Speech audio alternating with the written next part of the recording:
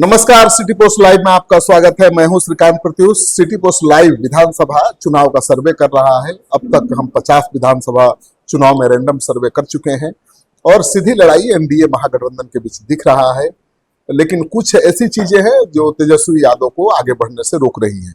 मेरे साथ हैं बिहार के जाने माने नेता, पूर्व सांसद अरुण कुमार जी, जो बिहार को कैसे देख रहे हैं एक राजनीतिक पर्यवेक्षक के रूप में, नहीं एक नेता के रूप में नहीं मैं बात करूंगा। आप बिहार की राजनीति को कैसे देख रहे हैं? अभी किस मोड़ पर पहुंची है बिहार की राजनीति? क्या होने वाला है बिहार? देखिए, मैं समझता हूं कि लड़ाई सीधी होगी महागठबंधन और एनडीए के बीच। राहुल गांधी के बिहार का दौरा जो है वो थोड़ा सा इनके मनोबल को बढ़ाया है, लेकिन उसमें भी धींगा मुश्ती है कि कांग्रेस आगे रहेगा कि आरजेडी आगे रहेगा। राहुल गांधी का क्रेज देखा गया है युवाओं में खासकर और अक्रॉस द कास्ट, लेकिन जो एक नेगेटिव लीगेसी है तेजस्वी यादव के साथ, इनके लोग सत्ता में नहीं हैं फिर भी सत्ता पर भारी हैं, और आगे जो होने वाला है उससे लोग खासकर गरीब गुरबा जो कमजोर वर्ग है इससे भयभीत। तो ऑल टुगेदर मैं ये समझता हूँ कि वोट का पोलराइजेशन होगा। कई पार्टियां लड़ेंगी, चुनाव में होता ही है, लेकिन वोट का पोलराइजेशन होगा। एक बड़ा सेक्शन विकास को भी देख रहा है, चूँकि 90 के दशक में 2000 तक विकास को लोग मानता था कि नियति है, बिहार आगे नहीं जाएगा। लेकिन नीतीश कुमार के सत्ता में आने के बाद, एनडीए के सत्ता में आने के बाद ये मिथ टूटा, और सबसे बड़ा था कम्युनिकेशन का, रोड का, बिजली का, जो आधारभूत संरचना है विकास का, व्यक्ति के विकास के साथ जुड़ा हुआ ये सवाल है। तो निश्चित तौर से ये सवाल आज इसका उत्तर मिला है। नहीं, आप ठीक कह रहे हैं कि विकास बड़ा मुद्दा है चुनाव में। अभी भी जो एंटी इनकम्बेंसी फैक्टर है वो बिल्कुल दिखाई नहीं दे रहा है। नीतीश कुमार के खिलाफ नाराजगी नहीं दिखाई दे रही है, थोड़ी बहुत नाराजगी उम्र को लेकर है, ठीक है, लेकिन मोदी वहां आकर मेकअप कर दे रहे हैं। मोदी का राशन, किरासन, सिलेंडर बड़ा काम कर रहा है। वो तो है ही, लेकिन इन जनरल भी विकास का जो इंफ्रास्ट्रक्चर के वजह से है, 4 लेन, 6 लेन, 8 लेन सड़कें बहुत बड़ा मुद्दा है चुनाव। सड़क पर सड़क बिजली बहुत बड़ा मुद्दा है। ये पूरे देश में जो ट्रांसमिशन का क्वाड्रिलेटरल, अटल जी का रोड क्वाड्रिलेटरल का प्रभाव था, यहाँ रोड प्लस हो गया बिजली क्वाड्रिलेटरल ट्रांसमिशन सिस्टम का। आज देश के किसी भी हिस्से में बिजली को घंटों में पहुंचाया जा सकता है। यहाँ शट डाउन होगा तो दूसरे तरफ। लेकिन तेजस्वी नीतीश कुमार की जो फ्रीबीज वाली पॉलिसी है वो तो बहुत काम कर रही है। जैसे पेंशन बढ़ा दिया, उससे लोग खुश हैं। बिजली माफ कर दिया, उससे भी बहुत लोग खुश हैं। और 10,000 ग्रामीण महिलाओं को रोजगार के लिए दे रहे हैं, उसके लिए मारामारी मची है अभी से। देखिए, हम इकोनॉमिस्ट नहीं हैं, लेकिन इतना मानते हैं कि यदि लोअर मिडिल क्लास के पास कुछ पैसे जाते हैं तो उससे बाजार मजबूत होता है। मिडिल क्लास के पास पैसा जाता है तो उससे बाजार मजबूत होता है। एक बड़ा सेक्शन है जो 1,500 रुपये के लिए तड़पता रहता है। जिसके पास साधन है उसको उसकी समझ नहीं होगी, लेकिन जिसके पास नहीं है तो एक सेक्शन को इस तरीके से एड्रेस करने का विभिन्न माध्यमों से, पेंशन के माध्यम से हो चाहे रोजगार के माध्यम से, तो संविदा पर भी काफी रोजगार उत्पन्न हुआ है और इसका इकोनॉमिक वाइब्रेंसी में बड़ा योगदान है। तो आप देखते होंगे कि गांव में भी अब लोग शिक्षा के प्रति, इलाज के प्रति, स्वास्थ्य के प्रति सजग हुए हैं। उनकी लाचारी नहीं है कि 1500 रुपए के लिए आप घर में कुंठित होकर के मरिए। उसको बाहर निकलने का मौका है। पलायन का जहां तक सवाल है तो पलायन का दो ही सेक्टर है, एग्रीकल्चर और इंडस्ट्री। तो इंडस्ट्री भी धीरे धीरे यहाँ आने लगा है, लेकिन उस स्केल पर इंडस्ट्री नहीं है कि पलायन तुरंत रोका जा सकता है। तो प्रशांत किशोर तो इसी को बड़ा मुद्दा बना रहे हैं और असर डालेंगे चुनाव पर।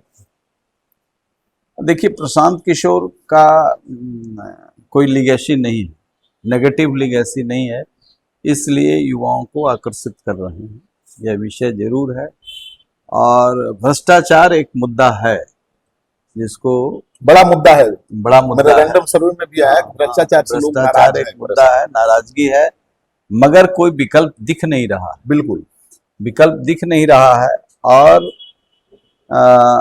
उस विकल्प में पीके यदि आते भी हैं तो एक ये होता है कि ऐसा नहीं कि हमारे इस प्रयोग से जंगल राज की वापसी हो जाए।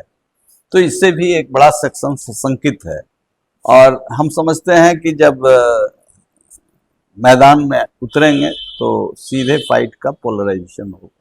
ना तो पीके अगर जहां मजबूत दिखेंगे वहां उनके पक्ष में पोलराइजेशन हो सकता है, हाँ हो सकता है, लेकिन जहां कमजोर दिखेंगे वहां दिक्कत है। हाँ, कमजोर दिखेंगे वहां चांस नहीं लेंगे लोग। और तेजस्वी यादव भी ये नैरेटिव सेट करने में सक्षम रहे हैं कि वो लालू जी से अलग है, वो रोजगार दे सकते हैं, नौकरी दे सकते हैं। उनके लोग ये कह रहे हैं, वो कह रहे हैं, उनके लोग कह रहे हैं। देखिए, हमारे लोग कहें तो हमारी बात कहेंगे, उनके लोग, पीके के लोग, ये सब लोग का एक पॉकेट है, लेकिन मास जो है वो कैलकुलेट करता है, एनालाइज करता है। हाँ, वही और जो दलित हैं हाँ, उनमें गया है मैसेज हाँ, कि तेजस्वी नौकरी देने वाले नेता है। हाँ, हाँ, वो कुछ लोगों के जो उनके सपोर्टर हैं उनके ये में कहाँ से नौकरी देंगे, नौकरी कहाँ मिलती है। नौकरी का जो सगुफा है वो सगुफा हम लोग इस पर 40 साल से अध्ययन कर रहे हैं। खूब चिल्ला करके कहते थे नीतीश कुमार के नेतृत्व में, जॉर्ज फर्नांडिस के नेतृत्व में पलायन रोक देंगे। रातों रात नहीं रुक सकता है, ये कांग्रेस की विरासत है। सरकारी नौकरी है कितनी? जो सरकारी नौकरी तो नहीं ही है, प्राइवेट में भी आपको जब तक इंडस्ट्री नहीं आएगा तब तक रोजगार नहीं रुकेगा, पलायन नहीं रुकेगा। एग्रीकल्चर के क्षेत्र में युवा नए कुछ काम प्रयोग शुरू किए हैं। यदि यहाँ एग्रो बेस्ड इंडस्ट्री होगी और उसका वैल्यू एडिशन होगा, जैसे आज बहुत जोर है मखाना पर, 1 करोड़ से ऊपर लोगों को रोजगार मिल सकता है। अभी भी 50 लाख लोग एम्प्लॉय हैं उसमें, वन वे और अनदर। तो बड़ा सेक्टर है हमारा मखाना, जो दुनिया में सबसे पॉपुलर फूड है और इसको एनडीए की सरकार ने पॉपुलराइज भी किया है, इस पीरियड में आया है, लोगों को उम्मीद बंधी है। इसी तरीके से हमारे यहाँ केला है। चेन्नई में केला के तुम्बी से बहुत सारे चीज बनते हैं, कारपेट बनते हैं और कई तरह के डोमेस्टिक यूज के चीज बनती है। तो एग्रो बेस्ड जो इंडस्ट्री है, उस इंडस्ट्री को बल मिलना शुरू हुआ है। उसके लिए बेसिक इंफ्रास्ट्रक्चर चाहिए था, रोड, मार्केट और बिजली। तो इसकी उपलब्धता इस सरकार ने कराई है। तो जो राइट थिंकिंग लोग हैं वो ये सोच रहे हैं कि रंगदारी को वापस लाएंगे तो ये सब इंफ्रास्ट्रक्चर सुरक्षित रह पाएगा। अभी जो हत्याएं हो रही हैं या जो अपराध है वो अपराध जमीन से जुड़ा हुआ है। कौन लोग कर रहे हैं? अब हमारा नाम जात के हिसाब से लेना ठीक नहीं है, लेकिन इसमें सभी जाति के लोग हैं, लेकिन जिसके भरोसे हैं राजद के लोग, वही लोग हैं ज्यादा। और आप देख रहे हैं अखबार में जब उसके जड़ तक चीजें जाती हैं तो जमीन से जो का दाम बढ़ा है, ऐसे रातों रात जो एक सेक्शन अमीर हुआ है उसके अंदर बहुत सारी विकृति आई है। अब ये बड़े शुद्ध मेहनती लोग होते थे, अब उनके पैसे का प्रभाव उनके जीवन पर भी पड़ने लगा है। तो जितनी हत्याएं हैं, डोमेस्टिक क्राइम है या लैंड से जुड़ा हुआ क्राइम है, ये सब में दबंग लोग हैं। और इस दबंगता का परिणाम ये है, कई तरह के इसके बाई प्रोडक्ट भी हैं। वो अब 2 शादी करने लगा, 3 शादी करने लगा, प्रेमिका रखने लगा। तो इस तरह से भी शूटर का प्रयोग हो रहा है। अब ये सारी चीजें ऑल ऑफ ए सडन रोकी नहीं जा सकती। लेकिन ये दबंगई ही लगता है तेजस्वी के रास्ते का रोड़ा है। ये मेरा मानना है। नहीं, ये तो लग रहा है, लोगों का भी मानना है। ये अच्छी बात है, लेकिन हमारा बिल्कुल मानना है कि दबंगई बहुत ज्यादा है। ये तो इस सरकार है जिसके चलते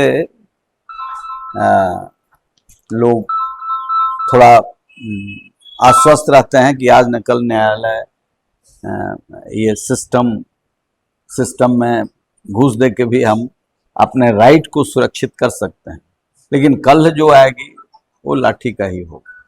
तो सरकार किसकी आ रही है? सरकार तो एनडीए की बनेगी, गारंटेड, एकदम गारंटी। अरुण बाबू की इस चुनाव में क्या भूमिका होगी? आप जेडीयू में शामिल कब होंगे? देखिए, ये मैं नहीं जानता, लेकिन ये बात जरूर है कि इस बार हम गुस्से में नहीं हैं। पीछे बार हम गुस्से में थे, एनडीए को हार्म किए थे। इस बार हार्म पहुंचाने की स्थिति में नहीं है, क्योंकि बहुत हमारे समर्थक भी यही कहते हैं कि 12 साल लालू को हटाने में लगे, 1 साल के बाद आप लड़ना शुरू कर। तो लड़ना हम नहीं चाहते थे, लेकिन कुछ अपरिहार्य कारणों से लड़ना पड़ा, या स्वभाव से हम लाचार हैं। इस बार हमने स्वभाव से समझौता किया है और एनडीए को हम अपनी ताकत देंगे। तो आपके जाने से तो एनडीए को पूरे बिहार में ताकत मिलेगी, केवल आप जहानाबाद और मगध के नेता थोड़े हैं, आपको पूरे बिहार के भूमिहार, एक प्रबुद्ध भूमिहार नेता के रूप में देखते हैं। नहीं, सभी जातियों में, दूसरी जातियों में भी, अति पिछड़ा जातियों में भी आपका अच्छा खासा प्रभाव है, तो इसका फायदा तो मिलता ही पार्टी को। अब उस विषय पर मैं कुछ नहीं बोलूंगा, लेकिन इतना जरूर है कि इस बार एनडीए की सरकार में हमारा भी योगदान बने। कौन आड़ंगा लगा रहा है अरुण कुमार को जेडीयू में जाने से? जिस दिन आप शामिल होने वाले थे उसी दिन टल गया प्रोग्राम। बहुत गुस्सा है आपके लोगों में।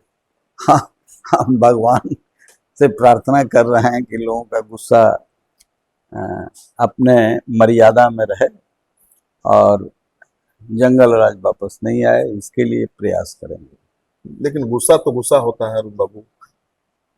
हम कहे ना 12 साल 10 साल गुस्सा किए हैं, अब गुस्सा नहीं करें। तो हमारे समर्थकों से भी हम ये कह रहे हैं कि अब गुस्सा छोड़िए, चलने दीजिए। लेकिन अब बताएंगे नहीं कि कौन आपको रोक रहा है। ईश्वर की इच्छा होगी तो कोई नहीं रोक पाएगा। ईश्वर की इच्छा होगी तो कोई रोक नहीं पाएगा। तो इस चुनाव में एनडीए के लिए काम करते नजर आएंगे अरुण कुमार? मैं कर भी रहा हूँ। बेला चुनाव से ही मैंने बिना समर्थन का समर्थन दिया, बिना मांगे